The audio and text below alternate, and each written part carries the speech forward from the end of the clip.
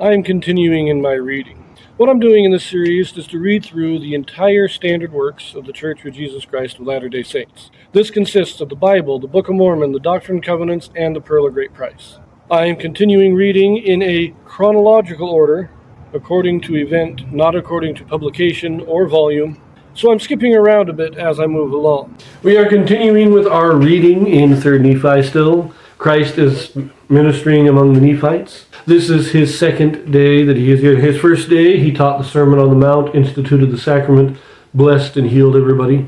We are now on the second day. He has been praying over them and explaining them when the covenant will be fulfilled.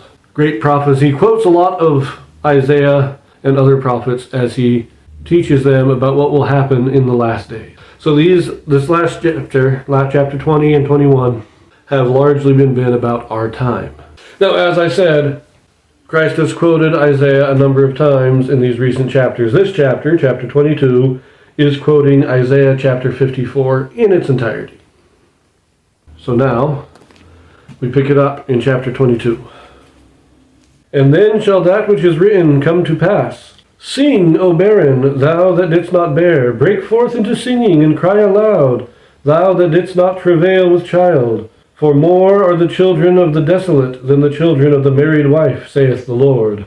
Enlarge the people of thy tent, and let them stretch forth the curtains of thy habitations. Spare not, lengthen thy cords, and strengthen thy stakes. For thou shalt break forth on the right hand and on the left, and thy seed shall inherit the Gentiles, and make the desolate cities to be inhabited. Fear not, for thou shalt not be ashamed, neither be thou confounded, for thou shalt not be put to shame. For thou shalt forget the shame of thy youth, and shalt not remember the reproach of thy youth, and shalt not remember the reproach of thy widowhood any more. For thy Maker, thy husband, and the Lord of hosts, For thy Maker, thy husband, the Lord of hosts is his name, and thy Redeemer, the Holy One of Israel. The God of the whole earth shall he be called. For the Lord hath called thee as a woman forsaken and grieved in spirit, and a wife of youth, when thou wast refused, saith thy God. For a small moment have I forsaken thee, but with great mercies will I gather thee. In a little wrath I hid my face from thee for a moment, but with everlasting kindness will I have mercy on thee, saith the Lord thy Redeemer. For this, the waters of Noah unto me, for as I have sworn that the waters of Noah should no more go over the earth, so have I sworn that I would not be wroth with thee. For the mountains shall depart, and the hills be removed, but my kindness shall not depart from thee, neither shall the covenant of my peace be removed, saith the Lord, that hath mercy on thee. O thou afflicted, tossed with tempest, and not comforted, behold, I will lay thy stones with fair colors, and lay thy foundations with sapphires, and I will make thy windows of agates, and thy gates of carbuncles, and all thy borders of pleasant stones. And all thy children shall be taught of the Lord, and great shall be the peace of thy children. In righteousness shalt thou be established. Thou shalt be far from oppression, for thou shalt not fear, and from terror, for it shall not come near thee. Behold, they shall surely gather together against thee, not by me. Whosoever shall gather together against thee shall fall for thy sake. Behold, I have created the smith that bloweth the coals in the fire, and that bringeth forth an instrument for his work. And I have created the waster to destroy. No weapon that is formed against thee shall prosper, and every tongue that shall revile against thee in judgment thou shalt condemn. This is the heritage of the servants of the Lord, and their righteousness is of me, saith the Lord. So this is a prophecy of the rise of Zion, which will happen sometime shortly before the second coming. When Zion rises, we have the spare not, lengthen thy cords, and strengthen thy stakes, that is, stretching out, strengthening all the congregations that are not in the central location.